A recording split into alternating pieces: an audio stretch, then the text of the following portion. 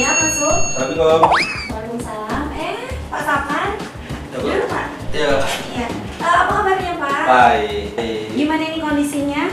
Agak mendingan, sehat. Udah mulai jalan kaki? Oh, sudah. Latihan hampir tiap hari jalan kaki. Udah hampir tiap hari. Hampir tiap Memang hari. Pak, iya. Jadi kalau Iya. misalnya kita berjalan kaki itu banyak sekali manfaatnya Iya. ya. Yang pertama itu mengurangi osteoporosis, Iya. Terus juga tekanan darah kita bagus loh Pak. Iya. Terus mengurangi demensia, apa demensia? Nggak ngerti ya, terus Ya, demensia itu penyakit ini loh, pikun seperti Bapak. Jadi ada perubahan untuk ini udah sering jalan kaki, ada perubahan. Sudah banyak perubahan sejak konsultasi dengan dokter. Jadi sejak kapan Bapak sudah mulai jalan kaki? Sejak konsultasi dengan dokter lah, motor lanjut jual untuk bayar dokter, makanya jalan kaki terus. Aduh, lagi jalan kaki.